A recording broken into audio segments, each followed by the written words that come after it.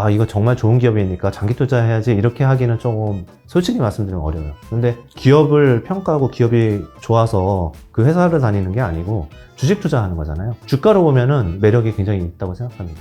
굉장히 어려운 국면인 거는 맞는데 약간의 물꼬가 트이는 거는 테슬라조차도 원래 중국의 LFP 위주로 쓰다가 한국의 이제 배차 전지를 더 활용하겠다라는 얘기들도 나오고 있어요. 경쟁력 차원에서는 이제 많이 부진하기 때문에 우리는 니치 마켓에서 이제 커져야 되는 어려움은 안고 가야 됩니다. 그래서 주도주가 되거나 이 정도는 아닌 것 같습니다.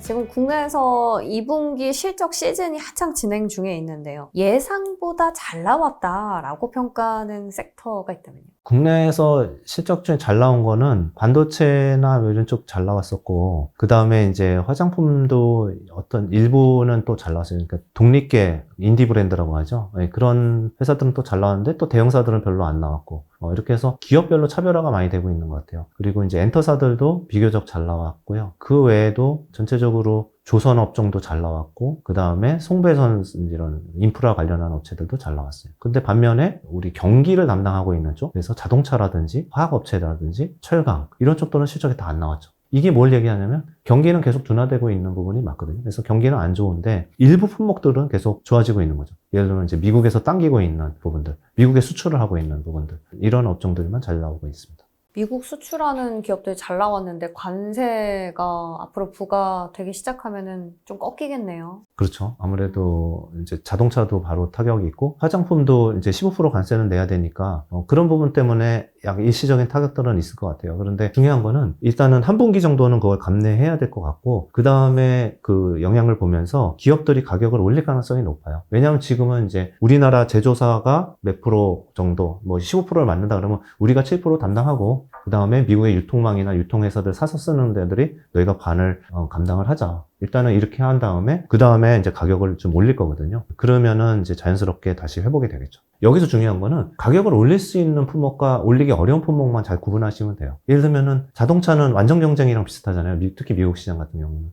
자동차 제조사업만 해도 7, 8개가 되고 수입도 굉장히 많은 곳에서 하고 있는데 여기서 서로 함부로 가격 못 올리겠죠. 그렇지만은 굉장히 인기 있는 화장품이 있다. 메디큐브다. 이러면은 슬그머니 가격 올려도 됩니다. 가격 전이가 좀 용이한 섹터. 그렇죠. 반도체도 마찬가지고. 네.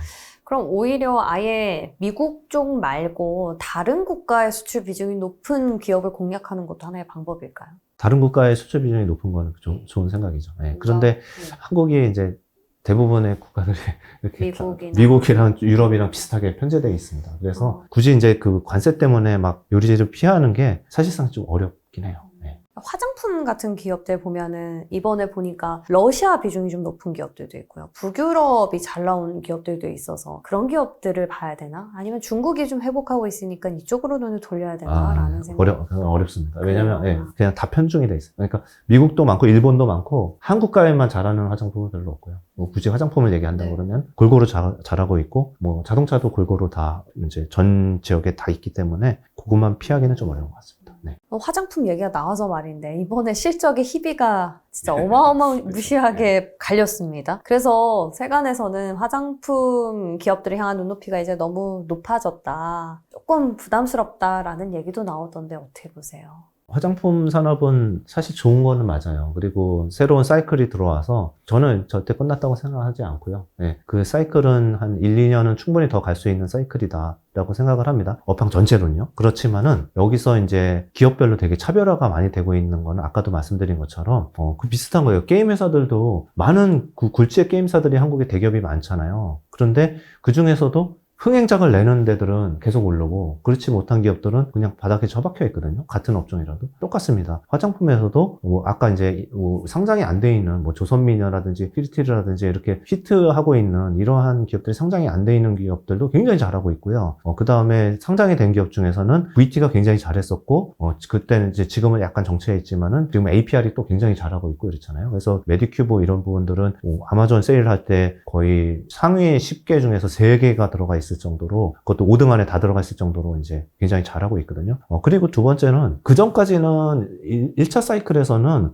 거의 한류로 인해서 중국에서 한국 화장품의 인기가 있었다고 하면은 지금은 전 세계적입니다. 그래서 일본에서도 뭐 판매 1위가 한국 화장품이고, 미국도 작년부터 1위가 프랑스나 일본 화장품이 아닌 한국 화장품이 판매 금액으로는 1위를 하고 있죠. 아마존을 봐도 상위권에는 대부분 한국 업체들, 가성비 업체들이 있고요. 그렇기 때문에 이게 안착이 된 지 사실은 1년밖에 안 됐어요. 그런데 화장품 1년 써보고서 이거 아니야라고 치우기에는 한국 화장품들도 매력, 가성비 이런 부분이 있고요. 그 다음에 제품에 대한 개발 및 공급이 어느 나라보다도 수직 계열화 잘 돼 있고 속도도 가장 빠릅니다. 단 하나, 마케팅에 의해서 무리하게 SNS 마케팅 해가지고 막 어중이 떠중이까지 다 하는 그런 회사들은 지금 벌써부터 어려움에 직면을 한 거는 맞아요. 그러다 보니까 ODM사들에서 봤을 때 그러한 신생사들의 라인을 담당을 해주고 했더니 그 ODM 업체 콜마나 코스맥스 같은 경우가 일부 품목은 잘 됐는데 일부 품목이 안 돼서 기대치만 한껏 올려놨던 애널리스트 리포트들의 전망치를 못 맞춘 거죠. 그렇지만 그게 끝이냐? 그건 아니라는 거죠. 네. 그래서 왜냐면 지금 앞에 큰 그림을 먼저 보고 그 다음에 개별로 내려가야 되고, 개별에서는 누가 리더냐만 계속 보면 되는데 큰 산업은 아직은 충분히 수요가 있다. 그러니까 산업 전체적으로 긍정적으로 보시네요. 네, 맞습니다. 기업 바이 기업이고. 네. 조선은 어떻게 보시는지 궁금해요. 이것도 이제 이미 많이 다 알고 계실 것 같아서 굳이 뭐 막 미국 군함 얘기하는 거 안 해도 될 것 같고요. 일각에서는 충분히 뭐 많이 반영이 됐다. 주가도 올랐고 뭐 PBR로 본 밸류에이션도 비싸다 이렇게 얘기하는데, 저희가 투자하는 기법은 그렇게 안 합니다. 저희는 정의의 뭐 사도도 아니고요. PR이 몇 배가 적정하지도 않습니다. 왜냐면은 미국 국채금리가 모든 밸류에이션의 시작이거든요. 근데 국채금리가 1%일 때도 있었고 4%일 때도 있었는데 그때마다 요구 수익률이 달라지거든요. 그런 걸 가지고 적응할 수는 없는 거예요. 그러니까 다시 요약드리면은 상승 사이클이 꺾였냐, 수주가 더 이상 꽉 찼는데 더 이상 안 나오냐, 여기에 집중하는 게 맞다라는 거죠. 그런데 다행히 수주가 이제 목표치를 상당히 달성한 회사들도 있고요. 수주가 꺾이지도 않았고, 그 다음에 군 관련한 수주들도 언제 어떻게 나올지 모릅니다. 그렇기 때문에 저는 조선업체가 지금 여기서 이제 꺾인다고 말할 수는 없을 것 같고, 뒷받침이 되는 부분은 뭐냐면은 뒤에 계속 실적이 나올 건데 실적들은 계속 좋을 거예요. 성과가 과거에 낮을 때 했던 것들 중에서 성과가 계속 올라가기 시작했는데, 올라가기 시작한 것들이 지금 이제 이 매출과 이익에 잡히거든요. 그렇기 때문에 좀 어느 정도 빠지면 또 어닝 서프라이즈 내면서 주가가 올라가고 이런 모습이 있을 수 있어서, 조선업종은 약간 과열된 거는 있지만은 그래도 그냥 들고 가보자. 왜냐면은 우리 기관 입장에서는 그러면 철강화학 이런 거 살 거냐? 좀 자신이 없거든요. 그 대신 그러면은 산업재 중에서는 조선업이 상대적으로 이거 팔고 뭐 살래? 이런 이제 딜레마가 있습니다. 저희 입장에서. 그래서 조선업을 잘 안 팔고 계속 지켜가고 있습니다. 조금 높지만 여러 개 따져봤을 때 매력이 아직은 있다라는 건데, 비슷한 느낌이 방산이랑 원전이 아닐까 싶어요. 이쪽은 어떻게 보세요? 유행어가 나오고 막 이러면은 고점인가요? 그렇게 이제 그런 경험들이 있죠. 그런데 이제 유행어를 빨리 만들었을 수도 있고, 조강원 이런 때 기발하다 역시 이제 그런 생각이 드는데, 반바지도 벌써 나오는데 벌써 고점인가? 네. 결과적으로는 이 산업이 굉장히 긴 사이클의 산업인지 아니면은 일시적으로 유행하는 건지라는 부분을 좀 집중해서 봐야 되는데, 하나씩 보면은 방산은 사이클이 길더라고요. 우리가 이제 운이 좋은 거죠. 사실 방산 일찍 산 분들은 우크라이나 전쟁 났을 때 혹시 몰라 이래서 샀는데, 정말 수주 터지고 폴란드에서 막 싹쓸이하고 이러니까 또 샀는데, 국가가 또 확장이 되기 시작하잖아요. 근데 확장된 수주는 별로 나오지도 않았어요. 그래서 나올 게 많습니다. 수주가 많이 이미 분석해서 많이 이제 얘기를 했지만, 요약하면은 사실 우리가 가성비가 굉장히 좋은 것도 맞거든요. 끊임없이 개발했고 테크에 대한 투자도 했고, 그렇기 때문에 요격 미사일이나부터 시작해서 뭐 천궁이라든지 K2라든지 K1 다 마찬가지입니다. 가성비도 굉장히 좋고요. 되게 업데이트돼 있고, 그 다음에 캐파까지도 계속 증설을 해가지고 더 수주를 받은 여유까지도 있어요. 그러니까 수주가 계속 나올 거예요. 그래서 비싸다고 팔면 안 됩니다. 오히려 많이 빠지면은 다시 사고요. 좀 무리했나 싶으면은 좀 팔고, 이런 매매를 해도 되는 이런 업종이라고 보고 있고요. 두고 보십시오. 수주들이, 조단위 수주들이 계속 나올 겁니다. 그래서 빠져나오면 안 된다. 그 대신 약간 과열됐을 때 매매하는 건 괜찮다. 이 정도로 생각하고 있고, 조선은 아까 말씀드렸고, 그 다음에 원자력은 정말 호흡이 길어야 됩니다. 왜냐면은 예를 들어서 두산 에너빌리티가 이제 SMR 관련해서 소형 원자로죠. 이런 부분들이 빅테크 업체들이 다 그거를 발주를 내려고 준비를 하고 있잖아요. 그래서 발주를 해도 납품 자체가 2029년 30년이에요. 그때 매출이 막 어마어마하게 잡힐 건데 주가는 지금부터 많이 올랐잖아요. 그러니까 그 호흡이 굉장히 길어야지 되고 그런데 중간에 뭐 수주 뉴스도 나올 수 있고 이런 부분이 있어서 긍정적이긴 한데 중간에 이제 흔들릴 수는 있다. 이제 이렇게 보시는 게 좋을 것 같아요. 저는 원전 사이클도 그냥 테마가 아니고 실제로 발주가 나올 수 있는 사이클이기 때문에 사이클을 길게 보고 있고 거기에는 한국전력도 포함이 되고 다 그렇지 않습니까? 한전 기술도 포함이 되고 두산에너빌리티도 포함이 되고 이렇기 때문에 이것도 마찬가지 긴 사이클이 있는 업종이다 이렇게 보고 있습니다. 전력도 비슷할까요? 예, 전력은 방금 이제 다 같이 말씀드린 거고, 이제 전력기기 참, 네, 그걸 전력. 말씀한 거면은, 네. 송배전단에서는 앞단에서 투자가 들어가야 되는 그 공장이 어느 정도 완료가 될 때 들어가야 되는 이제 송배전 설비들이 있는데, 후단은 괜찮은 것 같아요. 앞단은 조금 이제 좀 많이 반영이 된 것 같습니다. 후단에 있는 기업이 예를 들면 뭐 어떤 기업이 있을까요? 국내에. 효성중공업이라든지 현대인프라코어가 하는 그 디젤 발전기, 그 예를 들면 원전이나 또는 데이터 센터용 발전기를 가스터빈 발전기를 많이 쓰었는데 그 굉장히 대형이거든요. 이제 그런 거 쓰는데 그 쇼티지가 났어요. 그래서 지나 이런 쪽에서 다 대응을 못 해요. 다 대응을 못 하다 보니까 한국으로 이제 넘어오는데 한국으로 넘어올 때 보니까 디젤 발전기도 묶어서 쓰니까 충분히 효력이 있다. 되게 쓸만하다라고 해서 이제 그 발전기 수주가 나오기 시작을 했거든요. 이제 그런 부분들이 새롭게 보이는 부분들이죠. 그리고 이제 보조 발전기다 보니까 그런 것들은 주 발전기가 아니라 정전이 났다. 이랬을 때 쓸 수 있는 발전기예요. 반바지도 궁금한데요. 저희가 반도체 이야기는 앞서서 이제 얘기를 많이 해봤으니까 바이오는 어떨지 궁금합니다. 관세 리스크가 여전히 있기는 한데요. 네. 그래도 우리나라에는 뭐 별 영향이 없을 것이다라는 분석이 많아서일까요? 근데 그럼 긍정적으로 좋아야 되는데 또 별로 무덤덤해요. 금리 인하라는 호재가 있음에도요. 바이오는 저희는 이제 길목 지킬 때 이제 늘 가지고 있거든요. 예, 그러니까 항상 장이 아까 우리가 얘기했던 조방원의 화장품 이게 또 엔터 이런 5개의 섹터가 만약에 쫙 끌고 갔다 그러면은 많이 오르면은 사실은 불안하니까 좀 팔고 경기 데이터 안 좋으면 팔고 이러는데 그때 이제 다시 보완적으로 누가 빠질 때 막 올라가는 섹터가 있는데 그게 대표적으로 저는 바이오 같아요. 그리고 좀 말씀해 주신 것처럼 금리 인하 사이클 또 들어가잖아요. 다시 그럼 또 바이오가 슬금슬금 올라올 수 있습니다. 그런데 지금 치고 못 나가는 이유는 미국에서도 지금 헬스케어 업종이 안 좋잖아요. 정책 때문에, 미국 정책 때문에. 제품 가격들 깎아라. 보험사의 뭐 그런 지원들을 깎아라. 뭐 이런 식으로 하니까 이제 섹터가 전체가 죽어 있는데 그게 이제 한국에도 영향을 미치는 거죠. 근데 한국 업체로만 봤을 때는 사실은 한국한테 유리한 거는 생물보안법이 다시 얘기 나오잖아요. 그래서 이제 중국에서 바이오시밀러나 뭐 예를 들면 CMO, CDMO 이런 것들을 수출을 못하면은 한국이 다 맡아줘야 되거든요. 삼성바이오로직스는 계속 캐파 증설을 했어요, 그동안. 이거 완공되면서 론자를 제치고 세계 1위가 됩니다. 그 정도로 이제 큰 공장을 지어놨기 때문에 충분히 받을 만큼도 되고 방산업체처럼 그런 준비는 돼 있는 거예요. 네, 돼 있는 건데 이제 중국을 눌러놓으면은 우리가 또 받겠죠. 네, 받아서 지금은 이제 중국 센티먼트랑 금리를 안 내려서 이제 눌려 있는 건데 계속 좋은 뉴스 있는 것만 살 수는 없잖아요. 앞으로 좋은 뉴스가 나올 수도 있는 것들도 길목지키기를 해야 된다는 차원에서는 좋습니다. 바이오 좋은 것 같고 에로도 이제 계속 많이 나왔다가 이제 좀 주춤한데 그것도 우리가 경쟁력 있는 품목들이 분명히 있잖아요. 네, 그래서 길목 지키기를 하면 좋을 것 같습니다. 네. 그러니까 CDMO랑 바이오텍 쪽으로 좀 보시는 것 같고.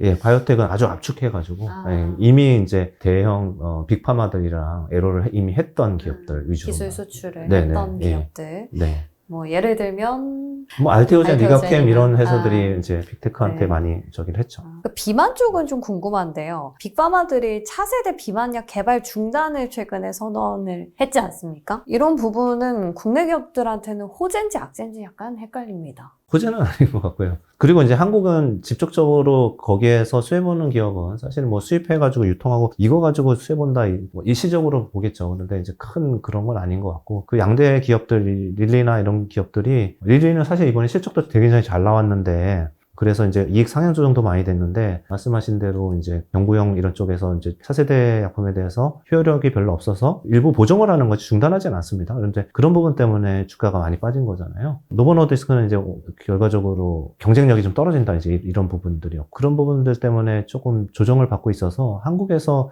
그 섹터 때문에 다른 유통업체가 뭐 좋아지거나 또는 뭐 그런 거는 별로 영향이 없을 것 같고요. 오히려 아까 말씀드린 것처럼 그냥 바이오테크에서 자기 신기술 가지고 플랫폼 기술을 갖고 있는 이런 회사들이 더 나은 것 같습니다. 혹시 그들이 개발을 포기한 비만약 시장에 우리 기업들이 치고 들어갈 만한 조금의 가능성 어려울까요? 쉽진 않은 것 같습니다. 예. 그 여태까지 데이터로 보면은 한국 업체들이 비만약이나 뭐 이런 것들 많이 했는데 체중 감량의 폭이 릴리 약이 진짜 굉장히 커요. 예. 이번에 이제 마운자로도 이제 승인이 나가지고 판매 시작하잖아요. 훨씬 좋은 것 같아요. 예. 미국 업체들이. 그런데 그게 이제 가격까지 깎으면서 들어오기 시작하니까. 예. 2차 전지는 어떨지 궁금합니다. 투심이 지금 조금씩 살아나고 있는데 탈출 기회인지 진입 기회인지요? 2차 전지가 제일 어려운 것 같은데 기업 경쟁력만 보면은 이거 정말 좋은 기업이니까 장기 투자해야지 이렇게 하기는 조금 솔직히 말씀드리면 어려워요. 근데 기업을 평가하고 기업이 좋아서 그 회사를 다니는 게 아니고 주식 투자하는 거잖아요. 그러니까 주가로 보면은 매력이 굉장히 있다고 생각합니다. 장점과 단점을 잠깐 정리해서 말씀드리면은 그동안 굉장히 많이 빠졌고 공장 증설의 폭도 확 줄였고 적자도 굉장히 누적되어 있어서 굉장히 어려운 국면인 거는 맞는데 약간의 물꼬가 트이는 거는 일단 정책적으로 테슬라조차도 원래 중국의 LFP 위주로 쓰다가 파우치형도 쓰겠다 뭐 이런 식의 이제 얘기들도 조금씩 나오고 있고 한국에 이제 2차 전지를 더 활용하겠다라는 얘기들도 나오고 있어요. 그래서 그게 하나 있고 자동차용은요. 그 다음에 ESS 저장장치용 그냥 한국용을 무조건 쓸 것 같습니다. 그쪽 관련해서도 얼마 전에도 수주가 나왔었고 LG 에너지 솔루션이 이제 많은 대응을 해줄 것 같고 전체적으로 업황에 정책적으로 좀 유리한 측면이 하나 있다라는 부분. 그러니까 미국은 중국 거를 중국이 효율성이 좋고 싸도 안 쓰는 것 때문에 그런 정책적인 수혜인 거지 한국계 중국 거보다 좋아서 그런 건 전혀 아닙니다. 그래서 그렇게 해서 수저를 받게 되면은 전체적으로 가동률이 나빠졌던 것들이 조금씩 개선이 될 수 있다. 그게 양극재 쪽으로도 약간 흘러올 수 있다. 이 정도로 해서 주가는 더 나빠지면은 주가가 빠질 텐데 좋아지는 것들이 생기기 시작을 했고 리튬 가격도 요새 보면은 반등을 많이 했습니다. 그래서 주가로는 약간 끼가 있는 주식이다. 반면에 약점이나 단점은 아무리 그래도 중국의 2차 전지한테는 상대도 안 됩니다. 그거는 이미 다 알려진 상황이고요. 중국 같은 경우는 보조금이 엄청나게 많이 들어갔고요. 그 다음에 공장 캐파를 엄청나게 늘려가서 그 규모의 경제까지 있는 상황에서 원재료까지 싼 거를 믹스를 쓰기 때문에 한국에서는 우리가 똑같은 성능을 낸다 하더라도 LFP도 이미 검증이 충분히 됐고 세계 1위 업체가 BYD가 쓰고 있는데 그걸 가지고 우리가 우수하다라고 말할 수도 없는 거니까. 기 때문에 그 경쟁력 차원에서는 이제 많이 부진하기 때문에 우리는 니치 마켓에서 이제 커져야 되는 어려움은 안고 가야 됩니다. 그래서 주도주가 되거나 이 정도는 아닌 것 같습니다. 그럼 2차 전지에 투자를 해본다면 주가 반등을 그냥 짧게 노리는 전략으로 가야 될까요? 네, 저는 그렇게 생각합니다. 증자도 해야 될 수 있고 뭐. 그럼 굳이 본다면 셀 업체들이 긍정적일까요? 아니면 그 아랫단에 있는 중소형주 뭐 소재나 이런 대기업이 지분을 갖고 있는 업체 정도에서 한정하는 게 어떨까 싶습니다. 그러니까. 대기업이 지분을 갖고 있는 소재 업체. 예, 소재까지 내려가면 그 정도고요. 아니면 이제 LG 에너지 솔루션 정도이겠죠. 공격적으로 하려서 소재까지 내려가려고 그러면은 포스코 계열에 있거나 삼성 계열에 있거나 뭐 이렇게 해서 부도가 안 날 회사들 정도. 자, 이제 우리 증시가 갖고 있는 또 다른 모멘텀 중 하나는 중국이지 않을까 싶어요. 정부가 9월부터 또 중국 관광객을 대상으로 무비자 입국을 허용하기로 하면서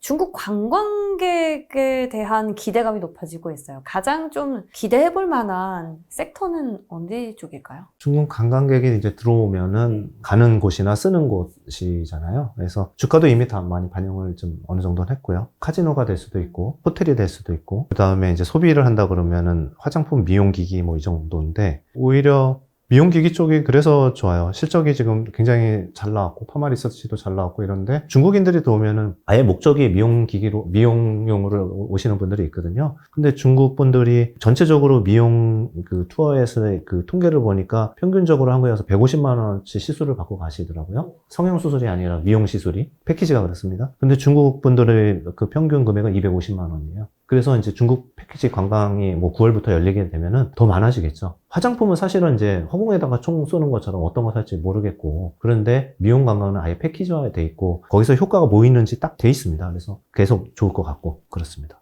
여행 항공주도 빠르게 움직이는 편인데 실질적인 수혜가 있을까요? 그건 없죠. 네. 그거는 여행이랑 항공은 우리가 나가는 거가 중요하고, 네. 지금 만약에 현금이 한 5천만 원 정도 있다면 어디에 어떻게 투자하면 좋을까요? 지금까지는 그 주식이 좀 좋은 것 같은데 계절적으로 8, 9월에 좀 지켜봐야 될 데이터나 뭐 금리 인하 인상, 물가 이런 걸로 이슈가 좀 있고 그런 부분이 있어서 현금을 좀 갖고 있는 것도 좋은 것 같아요. 주가가 혹시라도 여기서 5% 빠진다. 그러면 이제 그걸 활용할 수 있는 현금인 거죠. 그래서 이제 5천만 원 중에 해서 저 같으면 한 1,000만 원에서 한 1,500만 원은 이제 현금을 가지고 있고요. 그 다음에 이제 나머지는 이제 안전자산도 또 좋은 부분이 뭐냐면 예를 들어서 채권 관련한 ETF를 가지고 있다. 채권 ETF는 사실 빠질 일이 없잖아요. 많이 먹을 일도 없지만 그런 것도 15% 정도는 한 20% 정도는 갖고 있고 그 다음에 아까 말씀드린 뭐 비트코인 관련한 자산도 한 5%는 갖고 있고 그리고 나머지는 이제 주식을 갖고 있겠습니다. 그래서 주식을 좋은 기업들을 갖고 있는 게 중요한 게 우리가 이제 코스피 얘기만 하면은 뭐 불안하고 여기서 어떻게 들어가 이러는데 사실 제가 처음에 작년을 보니까 코스피가 9% 빠졌다고 말씀을 드렸는데 작년에 방산 갖고 있고 원전 갖고 있고 화장품 갖고 있고 이런 데들은 100% 이상 수익이 났어요. 똑같습니다. 네. 좋은 기업들을 찾아가지고 그냥 장기 투자하고 있는 것들을 하면은 그런 두려움이 별로 없고요. 그리고 둘째로 아까 코스피가 빠질 거를 대비해서 현금도 갖고 있자고 했으니까 그 채권 좀 줄이고 현금 갖고 있는 걸로 여기서 코스피 5% 10% 빠지면은 이제 더 들어가도 되는 게 아까 그 유동성을 무시하면 안 되거든요. 경기는 나쁘다는데 주가 왜 올라요? 이런 얘기를 한번 10년에 한 2, 3년씩은 꼭 그런 얘기가 나옵니다. 그게 유동성 장세거든요. 그래서 내년까지는 그런 장세가 있을 수 있다. 그렇게 해서 너무 비관적으로 볼 필요는 없고 좀 더 길게 볼 필요가 있습니다. 주식시장 안에서 섹터별로 포트폴리오를 나눈다면 우선순위 2개만 좀 꼽아주시죠.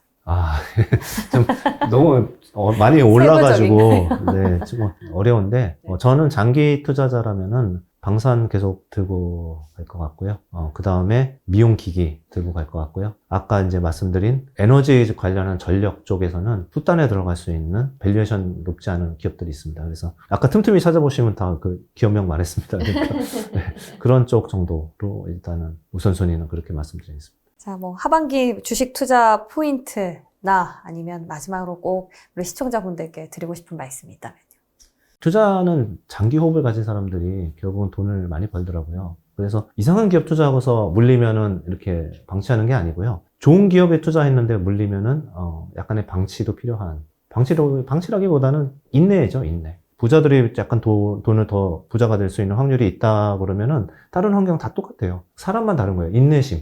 내가 좋은 기업을 투자했다라는 가정하에는 기다리고 있다 보면은 또 언젠가 다 올라와 있거든요. 그리고 당장 쓸 돈이 아니기 때문에 기다릴 수도 있는 거고. 이런 부분들의 매력이 돈이 주인이 되면은 가지는 이제 덕목이기도 하거든요. 그래서 오래 투자할 수 있으면은 아직은 이제 사이클이 살아있기 때문에 장기 투자를 잘 할 수 있는 종목을 꾸준히 찾으면 되고 답이 이제 신문이나 뉴스에 다 있습니다. 그래서 전문가 말도 중요하지만은 스스로 찾는 이러한 리서치를 하시면은 좋은 종목들을 또 고를 수 있다고 생각합니다. 오늘 만나뵌 손님은 김태홍 대표님이었고요. 여러분들의 소중한 시간을 함께 해주셔서 고맙습니다. 오늘도 김 작가였습니다. 고맙습니다. 네, 감사합니다.